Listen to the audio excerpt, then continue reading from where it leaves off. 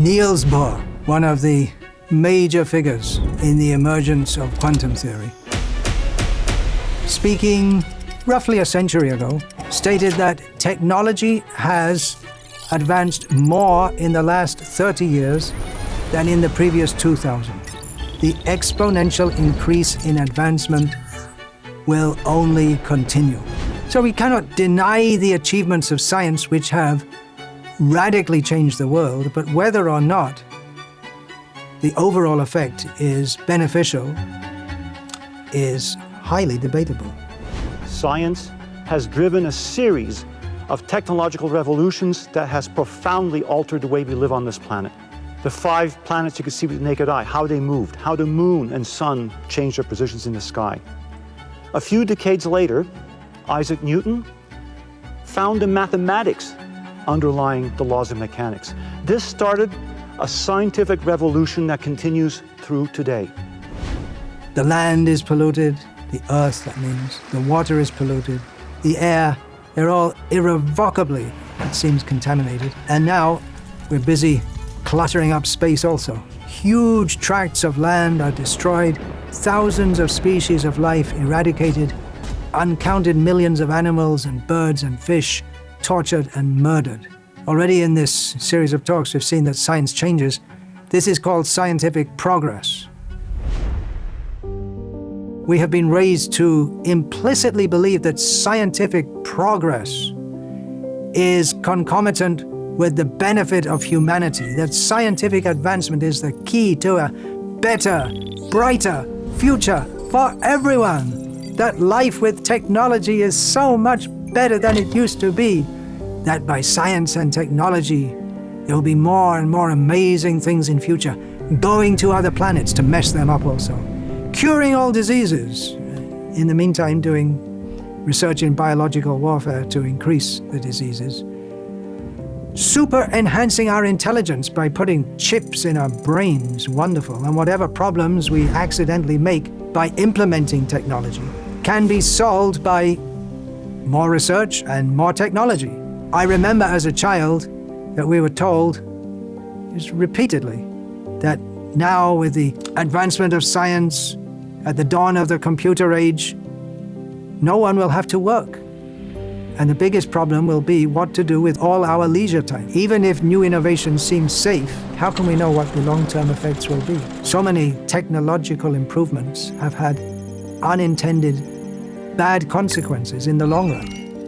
For instance, the introduction of motor cars was supposed to stop pollution because in the cities, horse carts pulled by horses led to horse dung here and there. So motor cars, great. Powdered baby foods. How many millions of children have been raised on powdered baby foods? And now it's discovered, so much later discovered, that so many of them have had heavy metals or other chemicals in them, which are very bad for health. Mass use of fossil fuels. Plastic. Plastic is what a wonderful invention. It's light, it's cheap, it's durable, it has so many uses, so many problems caused by the proliferation of plastic. Now we're looking forward to electric cars. Well, that'll solve the pollution, won't it? Instead of having all this dirty fuel exhaust pumping into the cities, we'll have electric cars. Of course, to produce so much electric energy to run so many cars, you have to produce the electricity some way or other, and there's no such thing as clean production of electricity. Wind farms, solar panels, they're not clean. You have to dig so many things out of the earth, make big factories to produce them. You have to have transformers. And eventually what happens when the apparatus for your wind farm, your big windmills, they become redundant or no longer economically viable or just too old to use, and then you have so much more garbage for landfills. And especially electric cars require a lot of lithium for their batteries, and this extraction and processing of lithium is highly detrimental to the environment. Another example, is given in a book written in 2008 by Alexandra Pope and Jane Bennett called The Pill. Are you sure it's for you?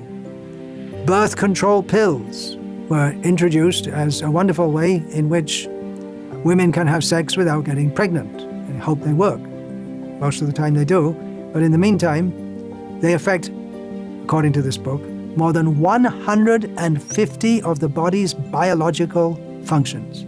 And although some of those functions might appear to be minimal, although we don't know in the longer term, but some are quite drastic.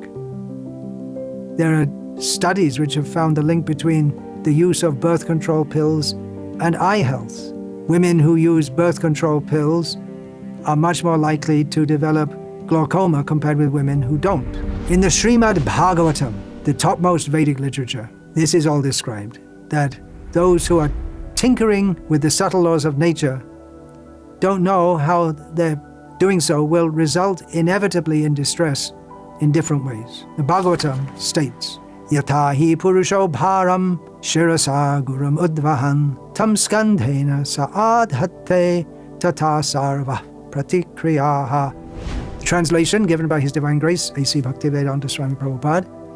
A man may carry a burden on his head, and when he feels it too heavy, he sometimes gives relief to his head by putting the burden on his shoulder. In this way, he tries to relieve himself of the burden.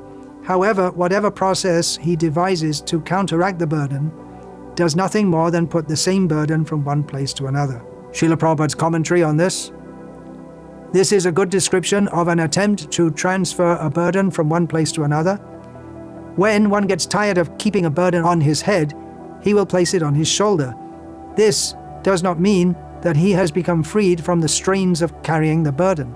Similarly, human society, in the name of civilization, is creating one kind of trouble to avoid another kind of trouble. In contemporary civilization, we see that there are many automobiles manufactured to carry us swiftly from one place to another. But at the same time, we have created other problems. We have to construct so many roads, and yet these roads are insufficient to cope with automobile congestion and traffic jams. There are also the problems of air pollution and fuel shortage. The conclusion is that the processes we manufacture to counteract or minimize our distresses do not actually put an end to our pains. It is all simply illusion. We simply place the burden from the head to the shoulder. The real way we can minimize our problems is to surrender unto the Supreme Personality of Godhead and give ourselves up to His protection. The Lord, being all-powerful, can make arrangements to mitigate our painful life in material existence. Tremendous knowledge in the ancient Vedic literature. The Srimad Bhagavatam is very powerful. Now, of course, it's not that the world was paradise previous to the scientific revolution, but it's hard to deny that the general condition of the world is getting worse. And this was predicted 5,000 years ago in the Kali Yuga, the present age of quarrel and hypocrisy. The following will diminish. Religion will diminish, or a sense of what is proper, that will diminish. Truthfulness will diminish. Cleanliness, mercy, duration of life, bodily strength, and memory. The whole idea of material progress is directly opposite to the Vedanta outlook. Vedanta sutras begin with Atato Brahma Jignasa. Now we have attained the human form of life. We should inquire into the nature of ultimate reality, the highest truth. Life is not meant for making more and more progress materially. Rather, we should see in the Bhagavad Gita also, the realism of the Bhagavad Gita. Dukhalayama Shashvatam. This world is full of miseries, and everything here is temporary. The Bhagavad Gita gives 4 prominent miseries in this world: Janma, Mrityu, Jara, Vyadhi. Birth, death, old age, and disease. So this whole idea, things are getting better by science, we'll make new kinds of lipstick. It militates against the real purpose of life. If we can understand that scientific progress, or the scientific propaganda that we're making progress, or the scientific propaganda that there's nothing beyond matter, it's all bogus. There is the spiritual reality, the spiritual dimension. To pursue that is actual progress.